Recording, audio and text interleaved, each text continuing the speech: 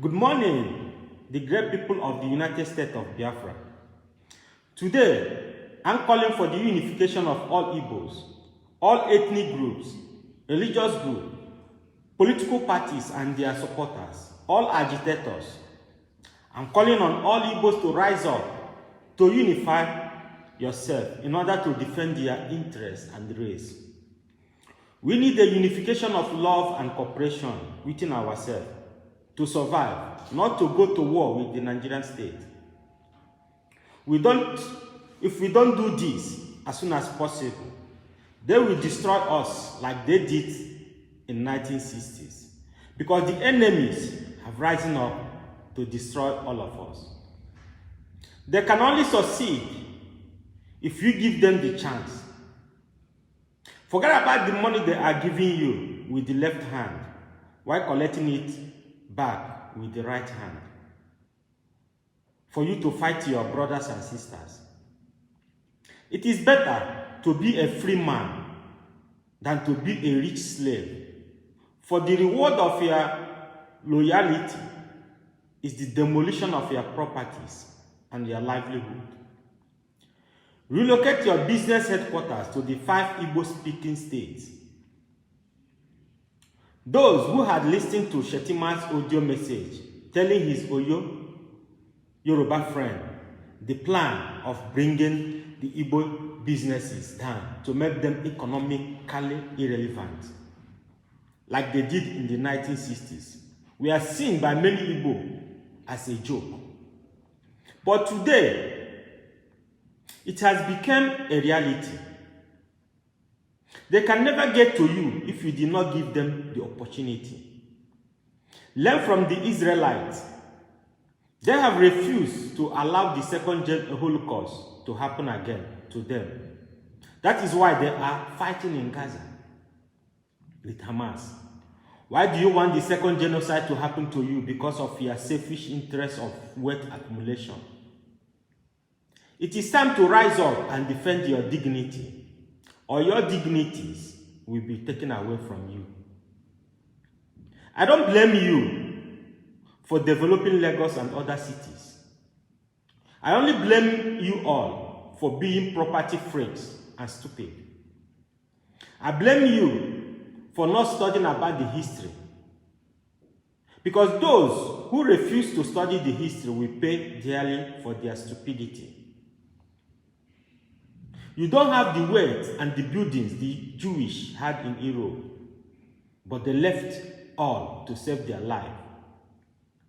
It is time to leave those properties in Lagos to save your life, which is more important to me than wealth. Or you will die on the process, and yet those your properties will still be destroyed. The Northerners are richer than the Igbos, but you cannot see them overdeveloping other states apart from their state. I do understand that the North and the Yoruba do not have the same economic and structural blockage. That is why their wealth are within their regions, unlike the Igbo people. This economic and political and structural disadvantage was what drove the Igbos away from their homeland. They made the Igbo land a hotspot so that you will be scared to return home. And now that they have seen that you are planning to return your businesses home, they will increase their evil plans to make Igbo land more hotter and a crisis hotspot than before, to scare you all away. But we can fix it if we want. I often see some Igbo educated fools telling Nigerian government that if they don't want us, that they should tell us. What an irony. Because what I see here is an IQ problem. But there is no problem that cannot be fixed with a collective effort. It's time to return home. Though there is no security in Igbo land because you don't want to invest in securing the Igbo land. This demolition is a phase 1. The second phase will be hotter for all of you in Lagos. They have seen your strength during the state and presidential election. This strength is what they are scared, and they want to dismantle it by all means.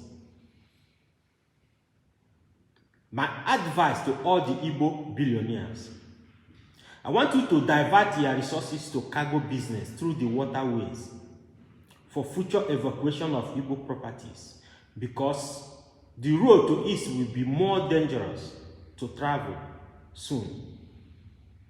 It is time to move trade fair, Alaba International Market, and other markets to the eastern states now, before it is too late. Convert all jobless youth in the eastern region as a private security guard. Pay them well to secure the Igbo land. Prepare for war, because war is coming, but you think it's a joke.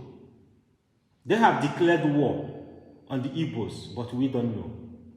My question is, why do we need to kill ourselves when we can come together to make peace? Those armies and IPOBs being killed daily has families. Have you asked yourself what will happen to their children they left behind when you kill them? So stop the killings.